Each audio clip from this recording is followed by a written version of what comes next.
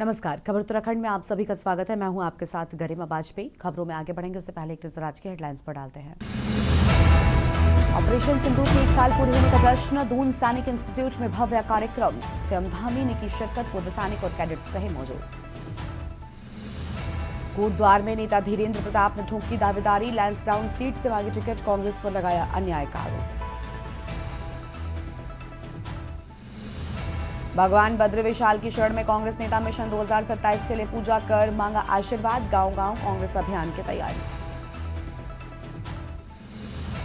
देहरादून में नर्सिंग अभ्यर्थियों का हंगामा, पानी की टंकी पर चढ़कर अभ्यर्थियों का प्रदर्शन, ज्योति रौतेला भी आंदोलन में शामिल, टंकी पर चढ़े। उत्तराखंड में फिर बदलेगा मौसम का मिजाज, पहाड़ों में बारिश और बर्फबारी की संभावना, 50 किलोमीटर प्रति घंटे की तेज हवा संग बिजली गिरने का भी अलर्ट। देहरादून में चरस के साथ 2 तस्कर गिरफ्तार, एसटीएफ की बड़ी कार्रवाई में 10 लाख की चरस बरामद, ड्रग्स नेटवर्क की जांच हुई तेज। आप देख रहे हैं के न्यूज, खबरों का सारथी। रुक करेंगे खबरों की ओर। देहरादून में ऑपरेशन सिंदूर के 1 साल पूरे होने पर गढ़ी कैंट स्थित दून सैनिक इंस्टीट्यूट में शौर्य सम्मान और वीरता कार्यक्रम का आयोजन किया गया।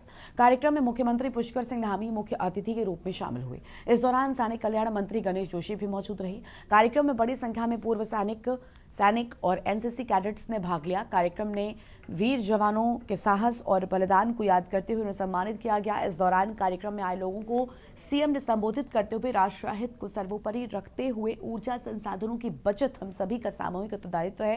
उन्होंने कहा, प्रधानमंत्री मोदी की देशवासियों से की गई अपील सिर्फ आर्थिक बचत के लिए नहीं बल्कि आत्मनिर्भर और सशक्त भारत के निर्माण की दिशा में भी महत्वपूर्ण कदम है।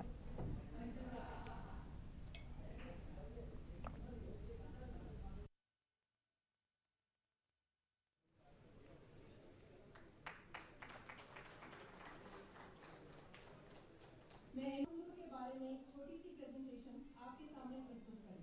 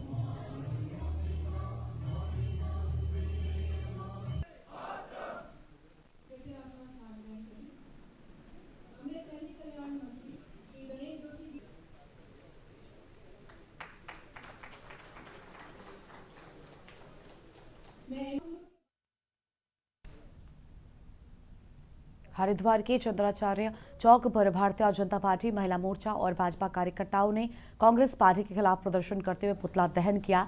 भाजपा नेताओं का आरोप है कि एक बच्ची से जुड़ी गैंगरेप प्रकरण में कांग्रेस ने बिना ठोस सबूत के भाजपा को बदनाम करने का प्रयास किया। उन्होंने कहा कि कांग्रेस लगातार इस मामले को राजनीतिक रंग देने की कोशिश कर रही है। प्रदर्शनकारियों ने दावा किया कि भाजपा सरकार हमेशा ही विकास और जनहित के कार्यों में लगी रही और जनता का विश्वास पार्टी के साथ है।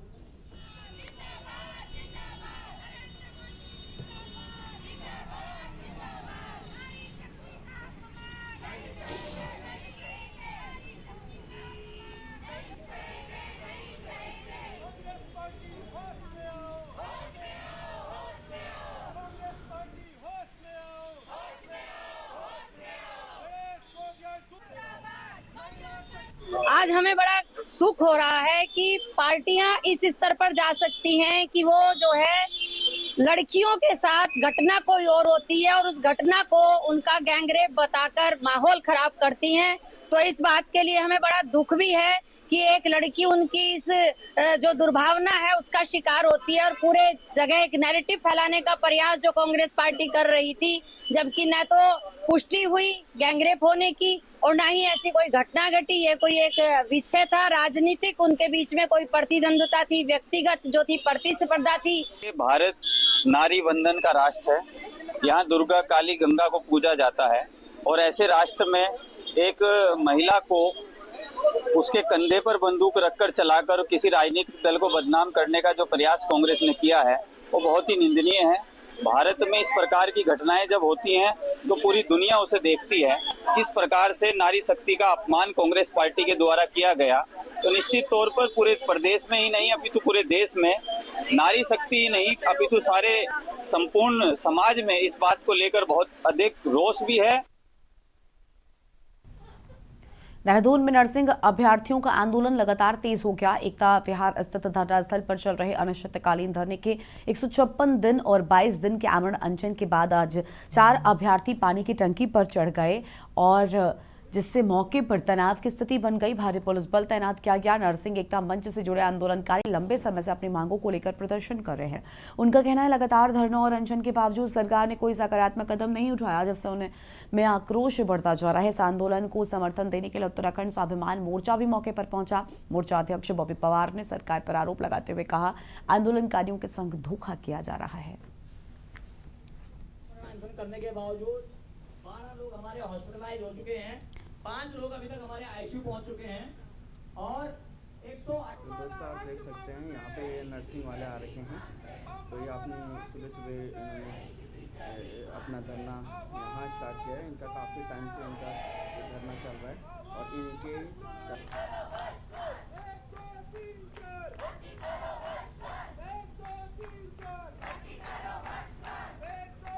उनको आप एग्जाम से अंदर करवा दीजिएगा, तो हमें 10 नंबर की भीख नहीं चाहिए महोदय, हमें ये तो भर्ती वर्षवार चाहिए। और यदि आपके पास सीटें नहीं है तो सारे प्राइवेट कॉलेज बंद करो। आप जो आपने एक धंधा खोला हुआ है, आत्महत्या करने के लिए भी तैयार है। अब हमें कोई फर्क नहीं पड़ता कि अगर रोजगार हमारे पास नहीं है तो ऐसा जीवन जीने का क्या फायदा। 8 से 10 साल प्राइवेट संस्थानों में कार्य करके 15-20 हजार रुपए में क्या काम करके क्या फायदा। और अधिक इसकी दुगनी संख्या में हमें लोग चाहिए। आप लोगों को मालूम है कि लगातार 22 दिन जो जिले भर के हमारे लोग अलग अलग थे, चाहे कुमाऊं मंडल की बात करें चाहे तमाम अन्य जिलों की हम बात करें, तो सभी लोगों की तरफ आक्रोश था और हमें लोग कह रहे थे कि आप कुछ अगर कर रहे हो तो ठीक है, वरना हम आंदोलन को और व्यापक रूप देंगे। और अभी हमें एक वीडियो के माध्यम से देखा गया कि उत्तरकाशी में भी कुछ लोग वहाँ पे जो पेट्रोल लेके और आत्मदाह करने की बात कर रहे हैं। हमने कहा, कोई कह रहा है कि हमें टंकी पे चढ़ रहे हैं, कोई कह रहा है झील में कूदूंगा। ये सब तो तमाम चीजों का जो प्रेशर हम पे भी है, हम पे भी कुछ था कि इतने दिन धरने के बाद हम क्या कोई निष्कर्ष नहीं निकाल पा रहे हैं, हम पे भी एक दबाव था। और उसके बाद तो हमने तो यहाँ पे प्रदेश में ये जो डिसीजन था वो लिया था अपने लोगों के साथ बातचीत करके, लेकिन तमाम जिले में हमारे लोग कहीं ना कहीं इस समय इस आंदोलन को और उग्र देने के लिए तैयार हैं। देखिए, जिस प्रकार से ये नर्सिंग के साथी है, उनका जो शोषण सरकार द्वारा किया जा रहा है वो बेहद चिंताजनक है और दुर्भाग्यपूर्ण है। साफ तौर पर देखा जा सकता है कि अपने अधिकारों के लिए जो युवा लड़ रहा है और संवैधानिक तरीके से लड़ रहा है, उनको उकसाया जा रहा है, उनको मजबूर किया जा रहा है गलत राह पर चलने के लिए। तो आज जिस प्रकार का स्टेप उठाया गया है, ये मजबूरी में उठाया है और सरकार को चाहिए कि इसका समाधान के लिए आगे आए। इस उत्तराखंड के भीतर जितनी भी अस्पष्ट जो नीतियां हैं, जो स्पष्ट नहीं है। खबर है देहरादून से, जहां पर उत्तराखंड में भाजपा के कथित आंतरिक सर्वे में 8 विधायकों का प्रदर्शन खराब आने की चर्चा के बीच सियासत गर्मा गई। इस मुद्दे पर कांग्रेस ने भाजपा पर तीखा हमला बोला है।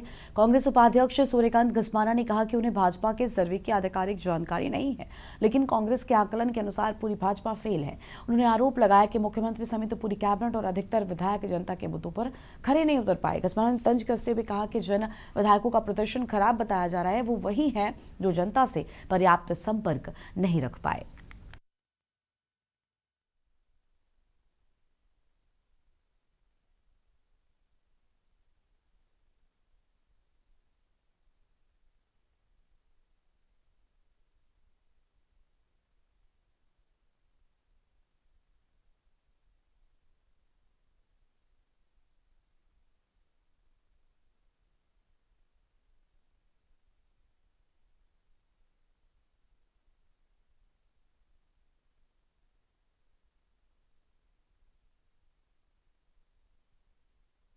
भैया उनका सर्वे क्या है हमें नहीं मालूम।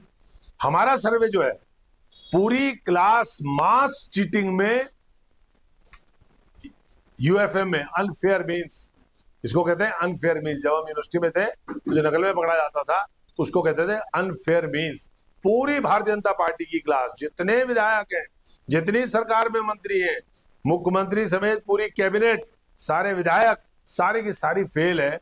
अब 8 विधायक 10 विधायक उनके यहाँ फेल होंगे जो ज्यादा इकट्ठा नहीं कर पा रहे होंगे, लेकिन हमारी नजर में पूरी क्लासरूम फेल है, सारी Bharatiya Janata party fail. Sir, आपको ऐसा लग रहा है कि शासन में बैठे ऋषिकेश में चारधाम यात्रा अपने चरम पर पहुंच गई है। देश के अलग अलग राज्यों से बड़ी संख्या में श्रद्धालु यात्रा के मुख्य पड़ाव ऋषिकेश पहुंच रहे हैं, जहां से पंजीकरण कराने के बाद बद्रीनाथ, केदारनाथ, गंगोत्री और यमुनोत्री धाम के लिए रवाना हो रहे हैं। यात्रा प्रशासन के अनुसार अब तक 32 लाख से अधिक श्रद्धालु ऑनलाइन और ऑफलाइन पंजीकरण करा चुके हैं, जबकि 10 लाख से ज्यादा यात्री चारों धामों के दर्शन भी कर चुके हैं। ऋषिकेश के ट्रांजिट कैंप सहित विभिन्न केंद्रों पर ऑफलाइन पंजीकरण का आंकड़ा करीब 2,46,000 तक पहुंच गया। और इधर मौसम विभाग ने अगले 2 दिनों के लिए पहाड़ी क्षेत्रों में बारिश को लेकर ऑरेंज अलर्ट जारी किया है। प्रशासन ने श्रद्धालुओं से मौसम की जानकारी लेकर ही यात्रा करने की अपील की है।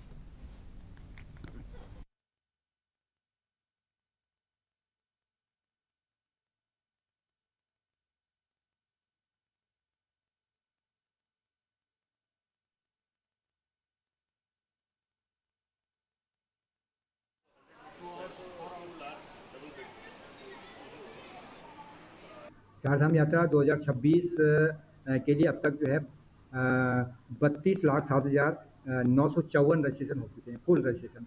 इसमें से 10,46,405 तीर्थयात्री श्रद्धालुगण जो है दर्शन करके अपने अपने फिजिकल रजिस्ट्रेशन जो हो गया वो कितने हुए? फिजिकल रजिस्ट्रेशन इस समय हमारे पास जो भौतिक रजिस्ट्रेशन है 17 तारीख को हमारे काउंटर खुले थे और इसमें 2,46,881 रजिस्ट्रेशन कुल हो चुके हैं। और अगर हम ऋषिकेश प्रॉपर उसकी बात करें हमारे ट्रांजिट कैंप की, तो इसमें 1,25,007 रजिस्ट्रेशन अब तक हो चुके हैं। प्रसिद्ध उत्तराखंड की चारधाम यात्रा अब अपने पीक पर पहुंच चुकी है। हम मौजूद हैं यात्रा रजिस्ट्रेशन ट्रांजिट कैंप ऋषिकेश पर, जहां से यात्री रजिस्ट्रेशन कराकर यहां से गंगोत्री, यमुनोत्री, बद्रीनाथ और केदारनाथ के लिए रवाना हो रहे हैं। हालांकि अगले 2 दिनों के लिए मौसम विभाग ने पहाड़ों पर वर्षा का अंदेशा जताया है। मौसम विभाग का मानना है कि 12 और 13 मई को यहाँ मौसम बिगड़ सकता है, तो ऐसे में जो यात्री यात्रा करने के लिए जा रहे हैं उनसे अपील है कि मौसम की जानकारी लेके जाएं। आप कहाँ से आए? दिल्ली से आए हैं जी। कहाँ जाएंगे आप? हम 2 धाम जाएंगे, केदारनाथ, बद्रीनाथ। रजिस्ट्रेशन हो गया आपका? हाँ जी, हो गया। यहाँ बहुत अच्छी सुविधा कर रखी है गवर्नमेंट ने, कोई भीड़ भड़कता नहीं है, खाने पीने की अच्छी सुविधा है यहाँ पर। कितने लोग हैं आप यहाँ? हम जी 17 लोग हैं। मौसम की अपडेट ली आपने, क्योंकि अगले 2 दिन के लिए मौसम खराब है? जी वो तो ऊपर जाके ही पता चलेगा, भगवान के वहाँ जा रहे हैं, कुछ ना कुछ अच्छा ही होगा, दर्शन करने जा रहे हैं जी। व्यवस्था कैसी है यहाँ पर? व्यवस्था बहुत अच्छी है, गवर्नमेंट ने बहुत यहाँ पर सुविधा कर रखी है, हर चीज़ की सुविधा है यहाँ, पानी खाने पीने की अच्छी सुविधा है यहाँ ऋषिकेश अथॉरिटी में। आप भी जा रहे हैं यात्रा करने? हाँ जी, ये मेरे हस्बैंड है, मैं दिल्ली से। तो पहली बार आए हैं इससे पहले? जी फर्स्ट टाइम है। कैसा लग रहा है पहले तो आपको? बहुत अच्छा लग रहा है।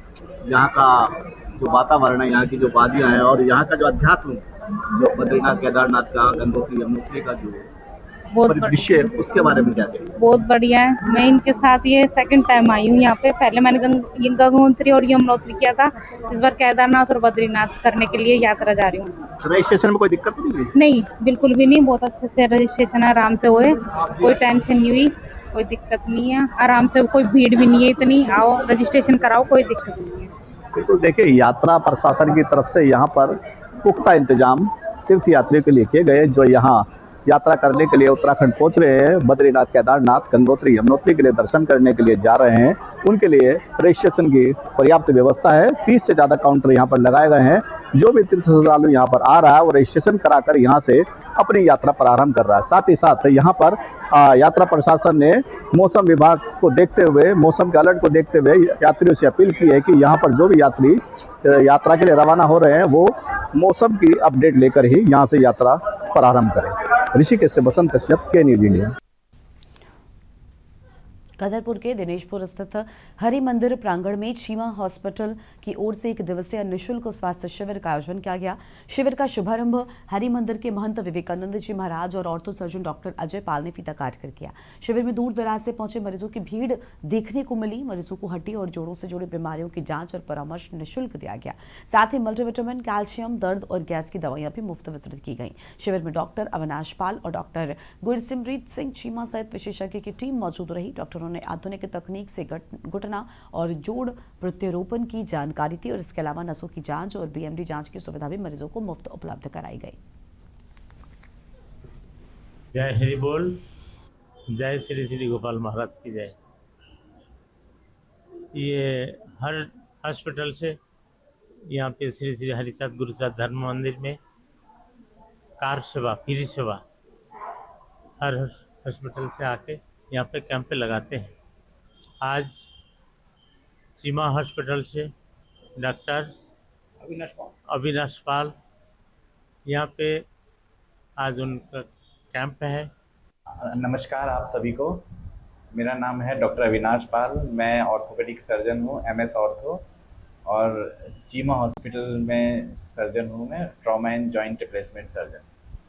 आज हम आप लोगों की वजह से दिनेशपुर में एक हेल्थ कैंप लगा रहे हैं, जिसमें दिनेशपुर के जितने भी आसपास के गांव हैं उसके सभी लोग आमंत्रित हैं। आके जो भी अपनी समस्याएं हैं वो दिखाएं। मेनली ये कैंप हड्डी रोग विशेषज्ञ द्वारा लगाया जा रहा है। खबर है देहरादून से, जहां पर उत्तराखंड में भारतीय जनता पार्टी के राष्ट्रीय अध्यक्ष नितिन नवीन इसी महीने दौरे पर आएंगे और मुख्यमंत्री धामी और भाजपा प्रदेश अध्यक्ष महेंद्र भट्ट ने उन्हें 4 धाम यात्रा के लिए आमंत्रण दिया है। इस दौरे के दौरान भाजपा राष्ट्रीय अध्यक्ष प्रदेश में संगठन की जमीनी स्थिति व आकलन करेंगे और बूथ स्तर तक पार्टी की तैयारियों की समीक्षा करेंगे। संगठनात्मक मजबूती को लेकर नेताओं से संवाद भी करेंगे।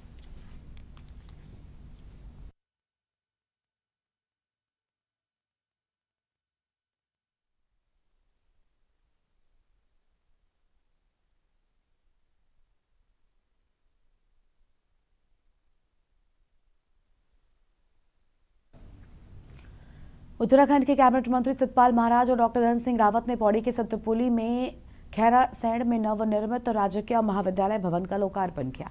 दोनों मंत्रियों ने इसे पर्वतीय क्षेत्रों में उच्च शिक्षा के नए दौर की शुरुआत बताया। सतपाल महाराज ने कहा कि आधुनिक सुविधाओं से युक्त इस महाविद्यालय से दूरस्थ क्षेत्रों के छात्र छात्राओं, खासकर बेटियों को अब अपने क्षेत्र में बेहतर शिक्षा मिल सकेगी।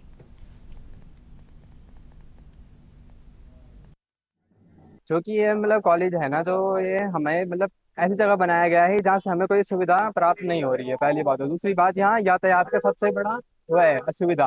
यातायात जैसे यहाँ पे गर्ल्स लोग आती है, उनके लिए सेफ्टी नहीं है, दूर दूर से आना पड़ता है। ऐसे नहीं कि सारे बच्चे प्रॉपर सतपुली से ही आ रहे हैं, क्योंकि सतपुली से बाहर से भी काफी बच्चे आते हैं, उन्हें काफी दूर से आना पड़ता है। इस कॉलेज में आने से कोई फायदा नहीं है, क्योंकि काफी बच्चों के लिए बहुत दूर हो गया है। काफी बच्चे बहुत दूर दूर से आते हैं, उनका 100 से 200 तक का किराया लग जाता है। खास करके जब ज्यादातर लड़कियां ही आती हैं, उनकी सेफ्टी को भी काफी प्रॉब्लम होती है। और आजकल के यहाँ जंगल का रास्ता है, तो काफी जंगली जानवरों का भी डर रहता है। इस वजह से काफी बच्चे आ नहीं पाते, जैसे हम ही नहीं आ पाते हैं। हमें ऐसा हो जाता है कि हम इतनी दूर कैसे आए, रोज रोज कोई नहीं आ सकता है। 306.40 लाख इसकी लागत है। आज मंत्री जी के सम्मुख महाविद्यालय की जो भी समस्याएं थी, वो भौतिक समस्याएं हों, इंफ्रास्ट्रक्चर समस्याएं हों या ह्यूमन रिसोर्स संबंधित सभी समस्याओं को रखा गया और मंत्री जी ने आश्वासन दिया है कि तुरंत आप हमको इसका एक विधि DPR बना करके प्रेषित करिए, हम उस पर तुरंत कार्रवाई करने जा रहे हैं। इसमें कार्य संस्था मंडी विपणन बोर्ड थी देहरादून। इसकी कार्य संस्था ये भवन खैरासैंण सतपुली में बना है, डिग्री कॉलेज। इसका प्रशासनिक भवन है ये। इसमें 4 क्लासरूम, उसको पार्टीशन करके 6 क्लासरूम में कन्वर्ट किया गया है। और नीचे प्रशासनिक भवन, principal room, staff room, library, ये सब बनाया गया है। और इसकी लागत 306 लाख थी। विश्वनाथ थाली है और मैं आजकल निदेशक के पद पर उच्च शिक्षा में हूँ। मेरा सौभाग्य है कि मैं आज इस बहुत ही ऐतिहासिक कार्यक्रम में मैं यहाँ पे उपस्थित हो पाया। ये ईश्वर की शायद कृपा रही होगी कि सतपाल महाराज जी, हमारे धन सिंह रावत जी और इस तरह के लोग, और क्योंकि खैरा गाँव आप कह रहे हैं, खैरा के तो त्रिवेंद्र सिंह रावत जी जो हैं वो हैं, कॉलेज का उद्घाटन हुआ है और आपने देखा होगा कि बहुत अच्छे कॉलेज बना है। यहाँ पे छात्र छात्राएं भी हमारी काफ़ी पढ़ाई कर रहे हैं। आज मैं सतपाल महाराज जी का भी और अपने शिक्षा विभाग का भी धन्यवाद दे रहा हूँ कि बहुत अच्छा ये कॉलेज बना है और यहाँ पे जो बच्चों के लिए हम हर प्रकार की सुविधाएं भी देने वाले हैं। देखिए, अब छात्रों की संख्या तो जैसे बच्चे आएंगे वैसे पढ़ेंगे। महाविद्यालय का खैरासैंण के अंदर लोकार्पण हुआ है, बड़ी प्रसन्नता की बात है और सभी बड़े यहाँ पर उत्साहित हैं और उनकी समस्याओं का निदान हो रहा है। और यहाँ पर सबकी मांग है कि एक बस सर्विस चलाई जाए, तो उसके लिए भी हम प्रयासरत हैं। और इसके साथ साथ थोड़ा पानी की भी किल्लत है, उसका भी समाधान होगा। और धन सिंह जी भी हमारे साथ आए हुए हैं, उन्होंने यहाँ के काफ़ी समस्याओं का श्रवण किया है, सुना है और उनके निदान के लिए हम लोग तत्पर हैं। खबर है कोटद्वार से, जहां पर उत्तराखंड में 2027 विधानसभा चुनाव को लेकर कांग्रेस नेता धीरेन्द्र प्रताप ने एक बार फिर लैंसडाउन विधानसभा सीट से अपनी दावेदारी पेश की है। कोटद्वार में मीडिया से बातचीत के दौरान उन्होंने कहा कि पिछले 25 सालों से उनके साथ अन्याय हो रहा है और लगातार लैंसडाउन से उनका टिकट काटा जा रहा है। धीरेन्द्र प्रताप ने कहा कि अगर पार्टी ने 2027 के चुनाव में प्रत्याशी बनाती है तो वो मजबूती से जीत हासिल करेंगे। साथ ही उन्होंने ये भी कहा कि अगर उन्हें टिकट नहीं मिलता तो भी वो लैंसडाउन में कांग्रेस की मजबूती के लिए काम करते रहेंगे। कांग्रेस पार्टी टिकट देगी तो मैं बिल्कुल चुनाव लड़ूंगा। ये विधानसभा क्षेत्र मेरा विधानसभा क्षेत्र है। मेरे साथ पिछले 25 सालों में अन्याय हुआ है, मेरे टिकट काटे गए हैं, तो मैं तो इस वक्त भी पूरी ताकत से यहाँ का दावेदार हूँ। और कांग्रेस हाईकमान अगर मुझे कहेगी तो मैं पूरी मेहनत से चुनाव लड़ूंगा और जीतूंगा इस चुनाव को। और बाकी अगर पार्टी किसी और को देगी तो उसका समर्थन भी करूँगा, ये भी मैं साफ कहना चाहता हूँ। खबर है देहरादून से, उत्तराखंड में आगामी विधानसभा चुनावों को लेकर कांग्रेस के शीर्ष नेताओं ने बद्रीनाथ धाम पहुंचकर पूजा अर्चना की और जीत का आशीर्वाद मांगा। इस दौरान प्रदेश प्रभारी कुमारी शैलजा, नेता प्रतिपक्ष यशपाल आर्य, प्रदेश अध्यक्ष गणेश गोदियाल मौजूद रहे। कांग्रेस नेताओं ने कहा कि पार्टी मिशन 2027 के तहत चुनावी तैयारी में जुटी है और मुद्दों की राजनीति करेगी। उन्होंने कहा कि संगठन को मजबूत करने के लिए गांव-गांव कांग्रेस अभियान शुरू किया जाएगा, जिससे कार्यकर्ताओं को सक्रिय किया जाएगा। प्रदेश अध्यक्ष गणेश गोदियाल ने कहा कि पार्टी का हर कार्यकर्ता दायरे से बाहर निकलकर जनता के बीच काम करेगा और जनता से जुड़े मुद्दों को प्रमुखता से उठाया जाएगा।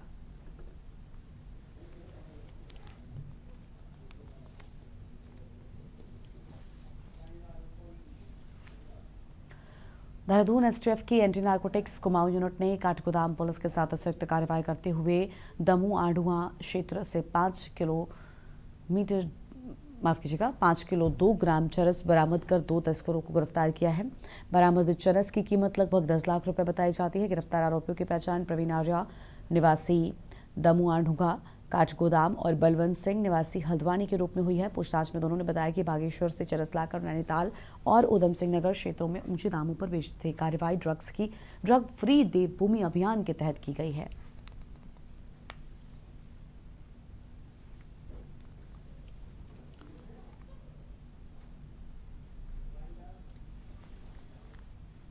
इस बुलेटिन में इतना ही। तमाम बड़ी खबरों के लिए आप देखते रहिए न्यूज़ इंडिया। नमस्कार।